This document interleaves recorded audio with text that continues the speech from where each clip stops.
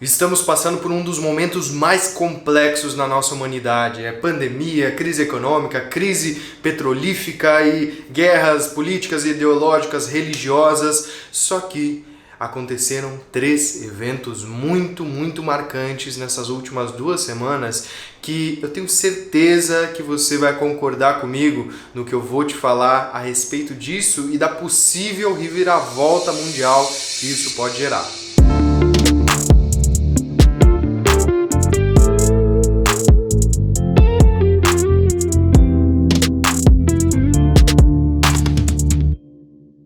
Salve meu guerreiro alquimista, seja muito bem-vindo a mais esse vídeo. Esse é um vídeo que eu não gostaria de estar fazendo, mas eu senti de trazer essas informações para vocês de uma forma um tanto quanto imparcial, uma visão mais hermética e não tão judaica, nem egípcia, nem econômica, nem política, nem religiosa de nenhuma forma, mas apenas os fatos e alguns pontos que eu percebi que ligam esses fatos todos, tá?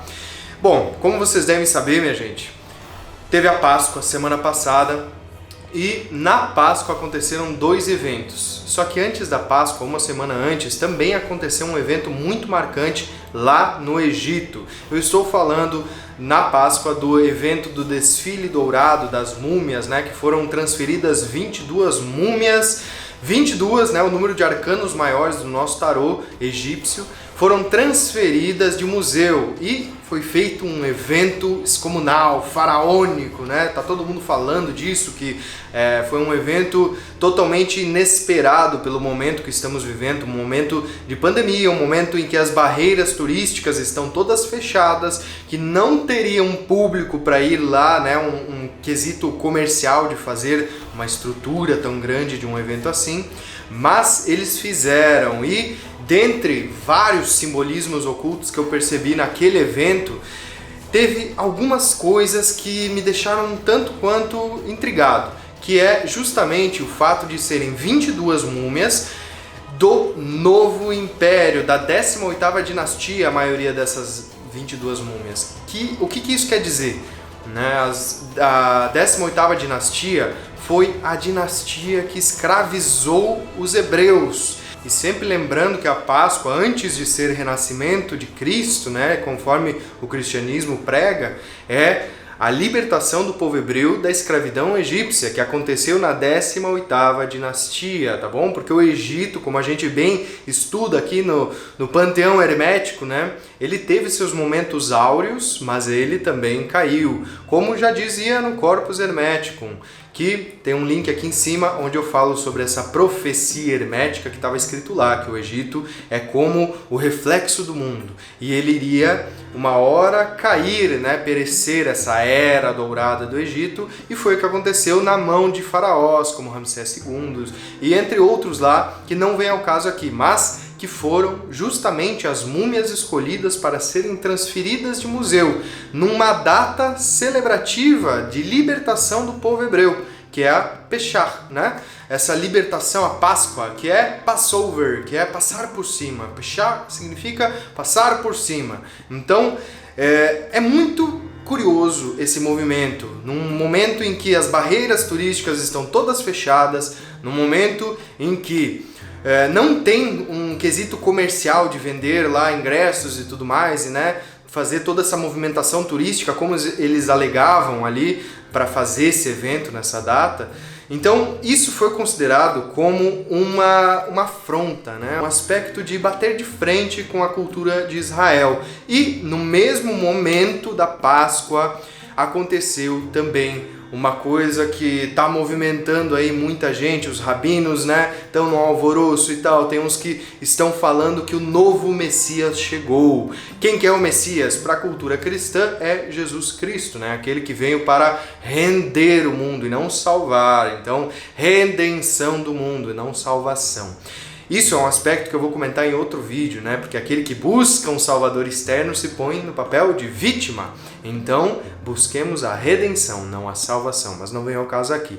A ideia que muitos rabinos estão falando é que tem uma certa figura aqui que, enfim, dita que ele era um prodígio e tudo mais, é descendente direto de Davi, está na hora de vir o Messias, né, e tudo mais. Então foi junto, na mesma data que surgiu lá o possível novo Messias, né, essa hipótese rabínica assim, mais ortodoxa, e ao mesmo tempo o Egito confrontando o próprio momento dos hebreus ali, enquanto uma libertação, enquanto uma comemoração festiva tradicional da sua cultura. Eu achei isso um tanto quanto agressivo da parte do governo egípcio. E lembrando que o presidente do Egito, ele está tomando algumas medidas políticas preocupantes, que são, por exemplo, a construção de uma possível nova capital para o Egito, para transferir a capital, tirar do Cairo,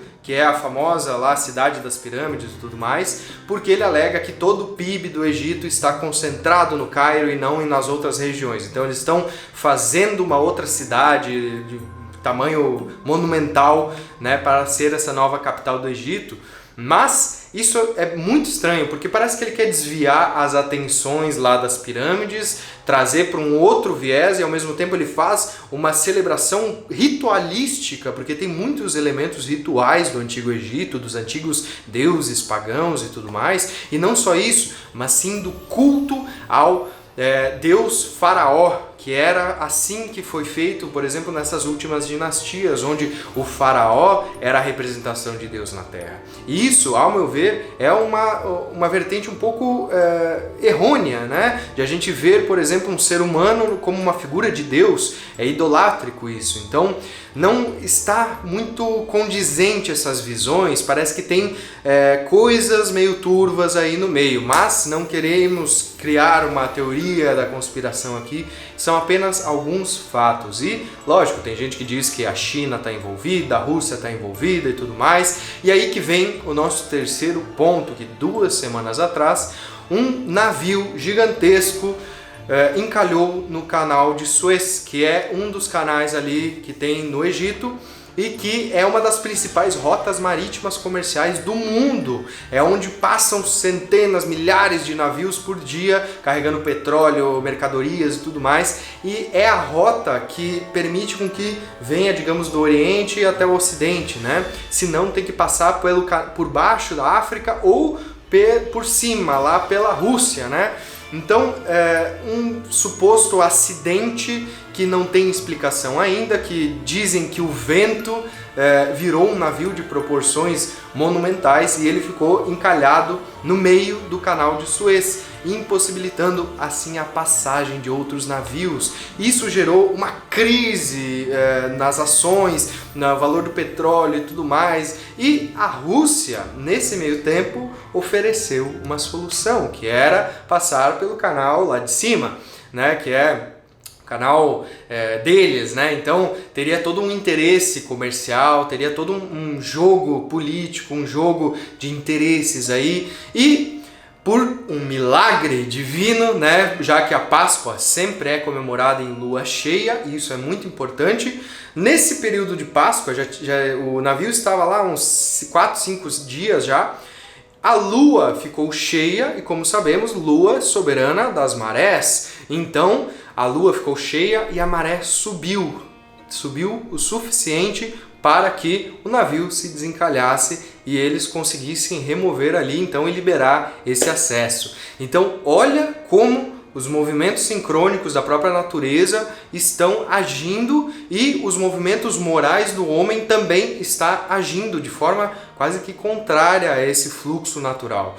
Então, minha gente, eu não quero levantar aqui teorias da conspiração, eu não vou também fazer megas edições para provar vocês e artigo aqui e ali. Isso são fatos que aconteceram, vocês podem pesquisar, eu vou deixar no link aqui embaixo alguns artigos para vocês verem, mas são coisas um tanto quanto peculiares que estão acontecendo no nosso planeta nesse momento. Enquanto estamos aqui falando, isso está tudo acontecendo e a gente não está nem percebendo. Sem contar que a própria exploração arqueológica do Egito, ela é muito limitada. Então, tudo isso, ao meu ver, está com um cheirinho de que estão querendo esconder coisas no Egito, estão querendo fazer parcerias também comerciais com outros lugares, né? E tá rolando essas movimentações por baixo dos panos aí. Mas, como hermetista, né? Como magista, praticante e também utilizador dessas egrégoras egípcias antigas e não as egrégoras egípcias novas, né, as novas dinastias, mas sim aquelas antigas tradições iniciáticas do templo de Horus, dos templos de Ísis. Essas sim são verdadeiras e eu tenho certeza que se o mundo está fazendo essas movimentações, essas forças estão segurando as pontas para que o ser humano não estrague tudo e não desemboque numa terceira guerra mundial, digamos assim, né? Então a gente recebe algumas mensagens. Na própria Páscoa eu recebi algumas canalizações que me mostraram assim um negócio que me deixou esperançoso, né? Eu recebi algumas canalizações ritualísticas e tudo mais, justamente desse renascimento crístico, de uma forma messiânica. E não vou entrar em detalhes de como é que são as formas judaicas, né? No caso, porque judaico-cristãs são bem diferentes, né? Mas as formas judaicas desse Messias, né? da era messiânica chegar, porque para eles não é que nem no cristianismo, que vai vir um cara lá, Salvador, e vai, digamos assim, mudar tudo. É uma era inteira. Então é um ser que irá conciliar as nações, que irá trazer paz, que irá ser um rei. Isso é muito importante, que ele vai governar todas as nações, né? E ele vai seguir os mandamentos da Torá, todas as mitvot, tudo lá que a Torá ordena, né? E vai trazer consciência para todos os seres. Então é diferente de alguém que vem e morre, né, ressuscita, enfim, não querendo ir contra a ideia de que Jesus Cristo foi um Messias ou não. Isso cada um tem que saber dentro da sua fé, né, dentro da sua cultura, mas é interessante a gente ver que estamos entrando na era de Aquário, uma nova era, saindo da era de Peixes, a era que, digamos assim, iniciou com aquela impetuosa força do Império Romano que impôs o cristianismo a todo custo, a toda força, né? E eles mesmos mataram o próprio Messias, digamos assim, e criaram toda a instituição e tudo mais. E agora isso está perdendo força e estamos adentrando uma nova era. E justamente nesse movimento de nova era começam a surgir esses boatos de novo Messias, de um certo golpe do Egito, né, do governo e interesses e tudo mais, e reavivamento de algumas tradições um tanto quanto idolátricas. Então parece que está havendo a dita balança, né, o equilíbrio, a polarização, a lei dos ritmos, das polaridades do hermetismo se aplicando em escala macro, onde estava muito polarizado para um lado, agora vem para outro, né? E assim é muito nítido na política, esquerda, direita e tudo mais.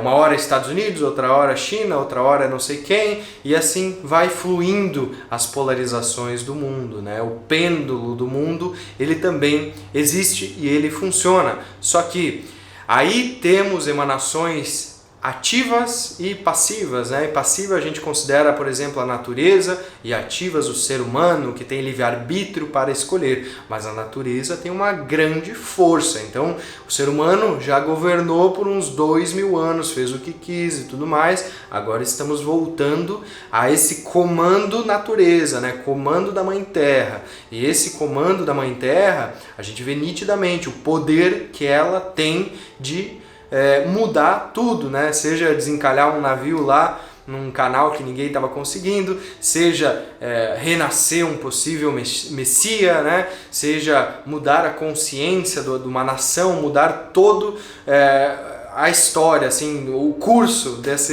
grande embarcação que é o ser humano enquanto nação única, né? Enquanto raça única.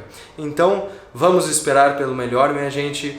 E vamos seguir nessa nossa evolução, nesse nosso despertar de consciência, sempre com os olhos muito atentos, com o coração firmado no que é a verdadeira lei no que é o verdadeiro, divino, num Deus único, sem forma, né, sem idolatrias, sem culturas específicas, mas sim universalista, que abrange um todo e que não idolatra nenhum indivíduo, nenhuma forma, nem nada do tipo, né, nenhuma múmia, digamos assim. E então vamos lembrar sempre dessas tradições, das raízes, para que a nossa árvore possa crescer e dar bons frutos para aqueles que ainda virão aqui nessa nossa terra, tá bom? Então vou ficando por aqui. Se você gostou desse vídeo, deixa um like, se inscreve aqui embaixo e comenta aqui que eu quero escutar a sua opinião. O que você acha que está acontecendo aí nesse meio tempo que está todo esse caos e tudo acontecendo, tudo junto, misturado, né? Tá bom? Então um forte abraço e nos vemos no próximo vídeo. Até mais!